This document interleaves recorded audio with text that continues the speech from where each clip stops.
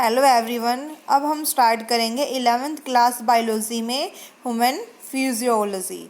तो उसमें हम सबसे पहले स्टार्ट करेंगे 16 का चैप्टर, जिस चैप्टर का नाम है डाइजेशन एंड एब्जॉर्प्शन। ठीक है, तो अब हम स्टार्ट करते हैं डाइजेशन एंड एब्जॉर्प्शन। तो देखिए क्या लिखा हुआ है, the branch of biology which deals with the study of life process. मतलब बायोलॉजी की वो ब्रांच जिसके अंदर हम लाइफ प्रोसेस को स्टडी करते हैं, हम उसे क्या कहते हैं, ह्यूमन फिजियोलॉजी। ठीक है, तो हमने स्टार्ट किया हुआ है ह्यूमन फिजियोलॉजी। हम इसमें ह्यूमन के बारे में जानेंगे। तो major human physiological process are digestion and absorption. तो कौन कौन से फिजियोलॉजिकल प्रोसेस हैं? तो फर्स्ट है डाइजेशन एंड एब्जॉर्प्शन, फिर एक्सचेंज ऑफ गैसेस, जो गैसेस का एक्सचेंज करते हैं, blood circulation, excretion, locomotion and movement, neural coordination, chemical coordination etcetera. तो ये सभी चीज़ें हम ह्यूमन फिजियोलॉजी में पढ़ेंगे। ठीक है, तो फादर ऑफ मॉडर्न फिजियोलॉजी जो है वो कौन है? William Harvey. तो हम कर रहे हैं जैसे कि डाइजेशन एंड एब्जॉर्प्शन। अब डाइजेशन की बात आई है तो डाइजेशन हम क्या करेंगे? फूड को। तो सबसे पहले हम फूड क्या होता है उसके बारे में जानेंगे। तो फूड इज़ द सब्सटेंस। अब फूड एक ऐसा सब्सटेंस है, हम क्यों लेते हैं food? For growth, maintenance and activity of organism and it is a mixture of nutritive and non nutritive substance. तो फूड की ज़रूरत क्यों होती है? हमारी ग्रोथ के लिए, हमारी बॉडी के मेंटेनेंस के लिए और एक्टिविटी के लिए। तो फूड होता क्या है? न्यूट्रिटिव और नॉन न्यूट्रिटिव सब्सटेंस का मिक्सचर होता है। तो न्यूट्रिएंट्स क्या है? तो nutrients are the chemical substance present in food and मतलब वो केमिकल सब्सटेंस जो कि फूड में प्रेजेंट है। The physiology sorry the physiological activity by which organism obtain food from their environment is called nutrition. हमारी वो एक्टिविटी जो environment से फूड ऑब्टेन करता है, हम उसे क्या कहते हैं? न्यूट्रिशन। ठीक है, तो हम जो फूड के अंदर जो न्यूट्रिएंट्स हैं, मतलब कौन कौन से कंपोनेंट प्रेजेंट होते हैं उसके बारे में पढ़ेंगे। अब major component of food are carbohydrates, fat, proteins, minerals and vitamins. ठीक है, तो ये मेजर कंपोनेंट है। कार्बोहाइड्रेट्स का सोर्स, फैट वगैरह और न्यूट्रिएंट्स के जो सोर्स है आप छोटे क्लासेस में पढ़ चुके हो। जैसे कि कार्बोहाइड्रेट्स हमें वीट, राइस इनसे मिलता है, फैट हमें ऑयल, घी, प्रोटीन्स हमें पल्सेस, मिनरल्स एंड विटामिन्स हमें वेजिटेबल्स एंड फ्रूट्स से मिलते हैं। ठीक है, वाटर प्रिवेंट। अब वाटर जो है वो भी एक तरह से कंपोनेंट है। ठीक है, तो ये क्या करता है? Water prevent dehydration of the body and play an important role in metabolic process. मतलब ये हमारी बॉडी को डिहाइड्रेशन से बचाता है। ठीक है, पानी की कमी को पूरा करता है। अगर हमारी बॉडी के अंदर से पानी का लॉस ज़्यादा हो जाए तो वाटर उसको, हमारी बॉडी को डिहाइड्रेशन से बचाएगा और जो मेटाबॉलिक प्रोसेस है उसमें भी हेल्प करेगा।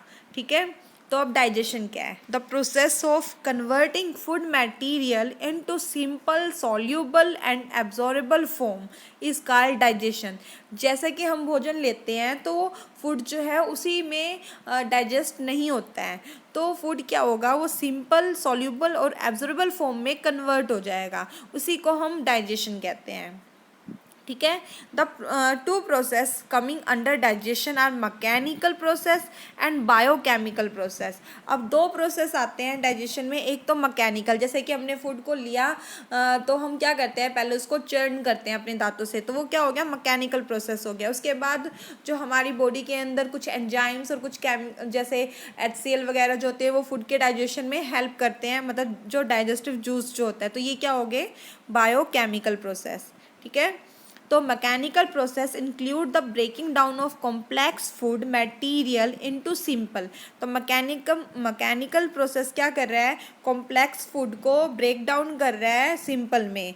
कैसे कैसे? By physical means, cutting, tearing, crushing, chewing, pressing और रोलिंग के थ्रू। ठीक है, अब बायोकेमिकल प्रोसेस क्या करेगा? Breaking down of covalent bond in the organic food molecules into simple molecules bye hydrolysis. तो क्या करता है, ऑर्गेनिक फूड मॉलिक्यूल्स के बीच में जो बॉन्डिंग होगा उसको ब्रेक डाउन करेगा बायोकेमिकल्स। और आपको पता ही, आपने छोटी क्लासेस में किया था, जब डाइजेशन होता है तो कुछ अमाउंट में वाटर रिलीज होता है, इसलिए इन्होंने लिखा है बाय हाइड्रोलाइसिस। ठीक है, अब हम करेंगे डाइजेस्टिव सिस्टम। तो हमारा जो डाइजेस्टिव सिस्टम जो है वो वेल डेवलप्ड है। ठीक है, तो डाइजेस्टिव सिस्टम किन से मिलकर बना हुआ है, एलिमेंट्री कैनाल और उसके साथ डाइजेस्टिव ग्लैंड। ठीक है, जो आप ये फिगर में देख रहे हैं ये पूरा हमारा डाइजेस्टिव सिस्टम है। माउथ, बकल कैविटी, माउथ के अंदर टंग।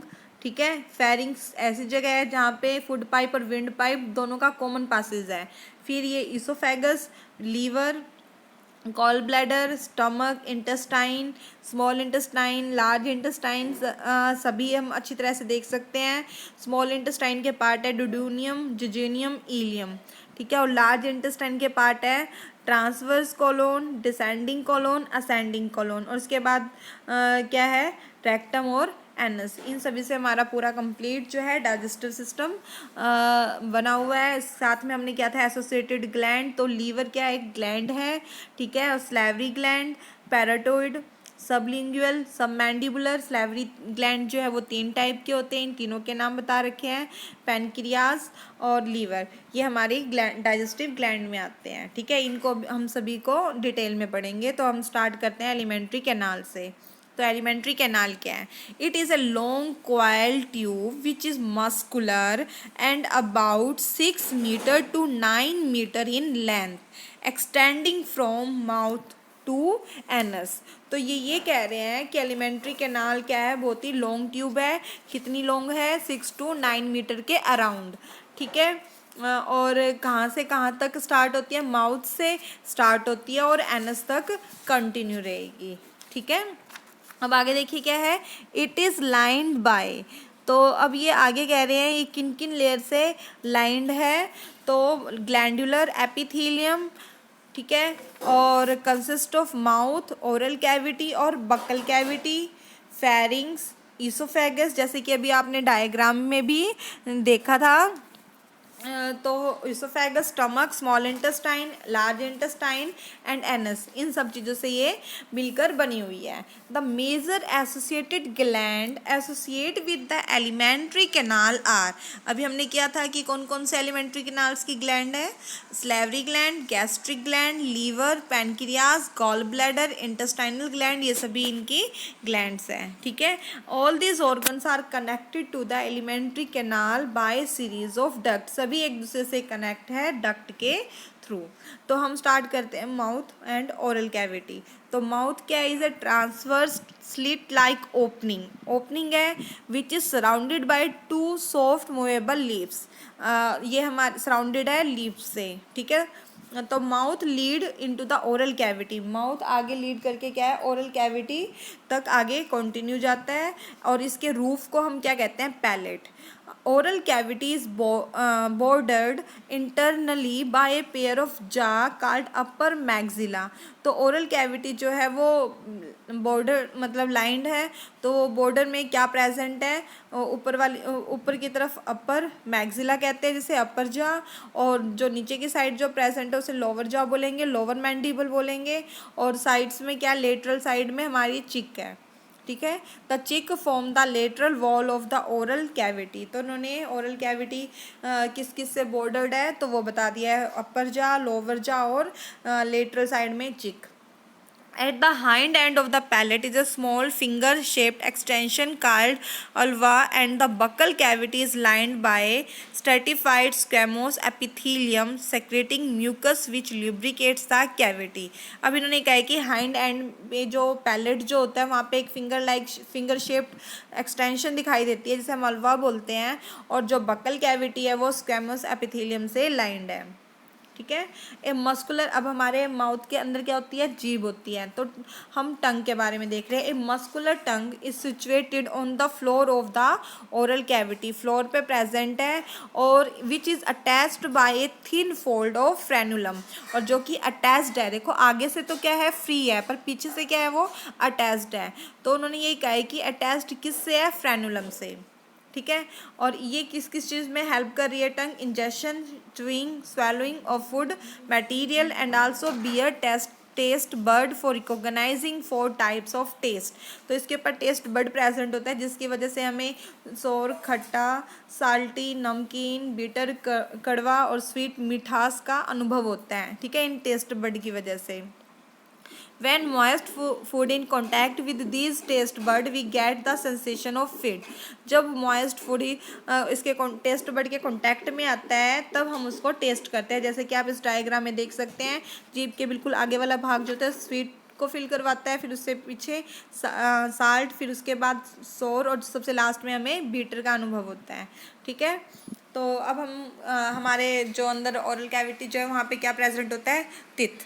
तो हम टिथ के बारे में जानेंगे। The masticatory apparatus developed from specialized cells in the skin covering the jaw। अब इन्होंने कहा है कि एक स्किन है जो जॉ से कवर्ड है। The number arrangement and shape of teeth is called dentition. तो जो नंबर है, जो अरेंजमेंट है, जो शेप है, उन सबको हम क्या बोलते हैं? डेंटिशन कहते हैं। तो dentition in human is describe as, तो हमारे अंदर कितने टाइप के डेंटेशन होती हैं? तो कैसी अरेंजमेंट है टिथ की? तो वो कैसे है? थिकोडोंट, ठीक है, हेट्रोडोंट एंड डाइफायोडोंट। तो इन सब के बारे में जानते हैं। थिकोडोंट क्या होता है? जब कोई टिथ कैविटी के अंदर सॉकेट में प्रेजेंट हो तो हम उसे थिकोडोंट बोलते हैं।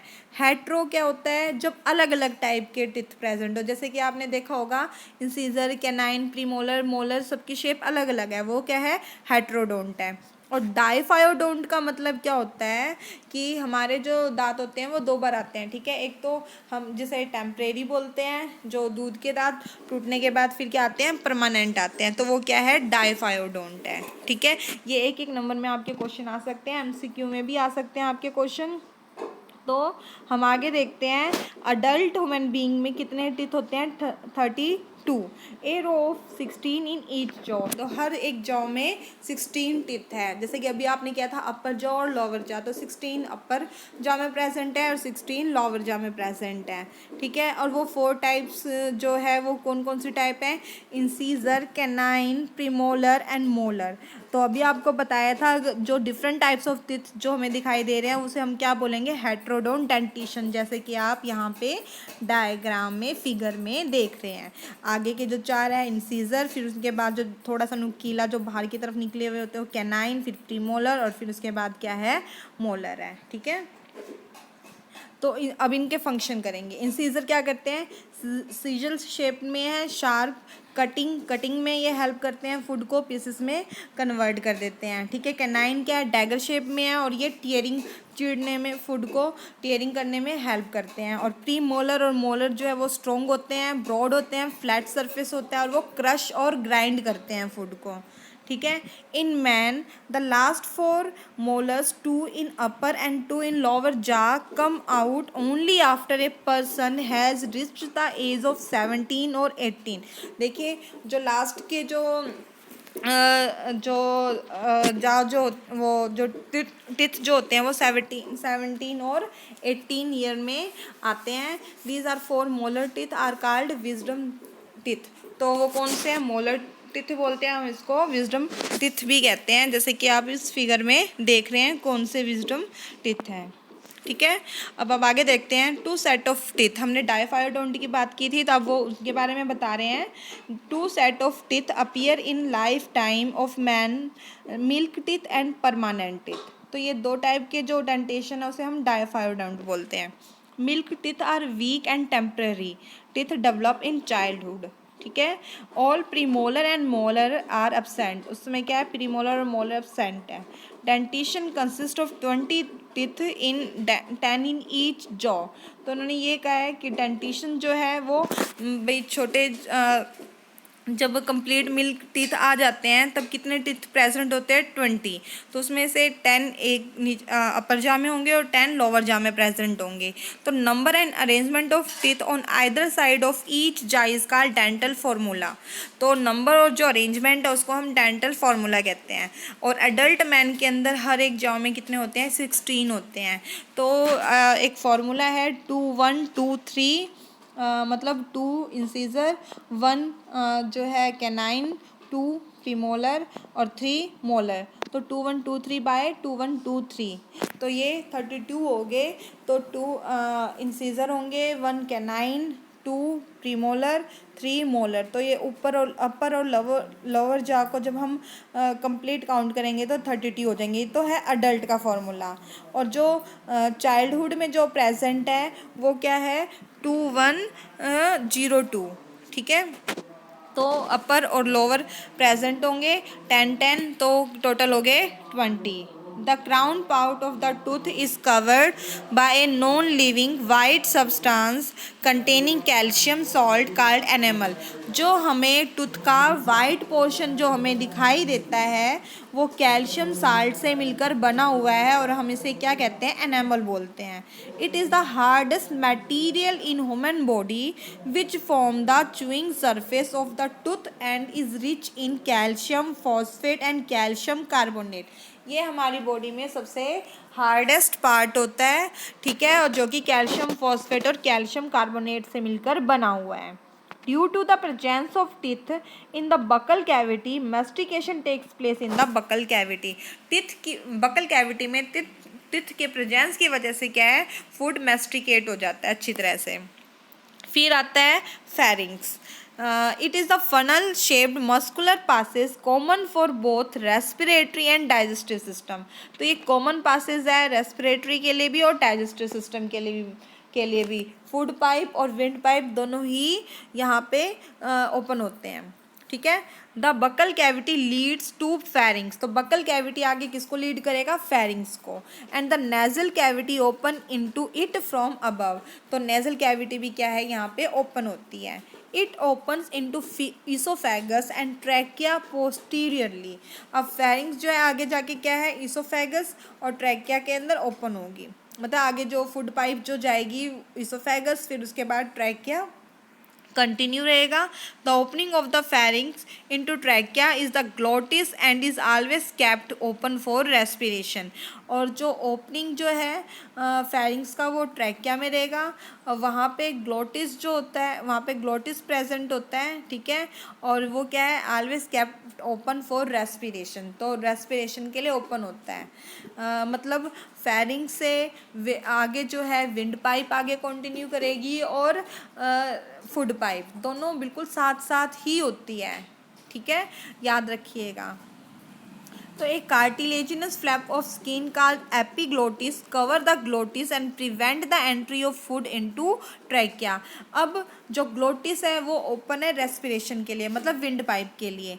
तो वहाँ पे भाई विंड पाइप का जो फूड पाइप है, मतलब जो भोजन आ रहा है वो विंड पाइप में ना जाए, तो उसके लिए क्या होता है, एक एपिग्लोटिस होता है, फ्लैप होता है जो कि कार्टिलेज का बना हुआ है, वो कवर कर देता है ग्लोटिस को, जिसकी वजह से क्या है, फूड जो है वो ट्रैकिया के अंदर एंटर नहीं करता है। ठीक है, while swallowing and Alva close the opening into the nasal cavity. ठीक है, जब हम उसे निकलते हैं तो अल्वा क्या कर रहा है, नेजल कैविटी को क्लोज कर रहा है। जैसे कि आप यहाँ पे देख रहे हैं, ट्रैकिया जो है वो विंड पाइप आगे जाए, विंड पाइप के पास, मतलब ट्रैकिया जो है विंड पाइप वो आगे लंग्स के पास जाएगा, और जो इसोफेगस जो है वो आगे स्टमक के पास जाएगा। ठीक है, तो अब हम करते हैं आगे कंटिन्यू। अब हमने बक्कल कैविटी के बारे में भी कर लिया, फेरिंग्स के बारे में भी कर लिया, और अब आगे क्या आता है, इसोफेगस। तो इसोफेगस क्या है, long muscular tube about 30 centimetre in length and connect the pharynx with the stomach. Oesophagus क्या है, लॉन्ग मस्कुलर ट्यूब है, 30 सेंटीमीटर है इसकी लेंथ, और वो फेरिंग्स को कनेक्ट करता है स्टमक से। It passes through the neck, thorax and pierce of diaphragm. तो ये नेक, थोरैक्स आगे उसको पास करता हुआ जाएगा। ठीक है, the wave like contraction and relaxation of the muscular wall of oesophagus is called peristalsis. तो उन्होंने कहा है कि जो वेव लाइक कॉन्ट्रैक्शन और रिलैक्सेशन दिखाई जो देता है, जिसकी वजह से आगे फूड जो है उसकी मूवमेंट होती है, तो मसल्स के थ्रू जो मूवमेंट हो रही है हम उसे पेरिस्टालसिस बोलते हैं। ठीक है, by peristaltic movement of the wall of the oesophagus food reaches the stomach. इसी मूवमेंट की वजह से क्या है, फूड आगे स्टमक के पास पहुंचता है। ठीक है। The gastro-oesophageal sphincter muscles control the opening of oesophagus in the stomach. और वहाँ पे एक स्फिंक्टर होता है, गैस्ट्रोइसोफेजियल स्फिंक्टर बोलते हैं, तो वो क्या करता है, कंट्रोल करता है opening of oesophagus in the stomach. मतलब इसोफेगस स्टमक में ओपन कब होगा नहीं होगा, यही कंट्रोल करके रखते हैं स्फिंक्टर। आई होप आप इतना समझ गए होंगे। आगे जो स्टमक से आगे जो है हम नेक्स्ट वीडियो में कंटिन्यू करेंगे। Thank you.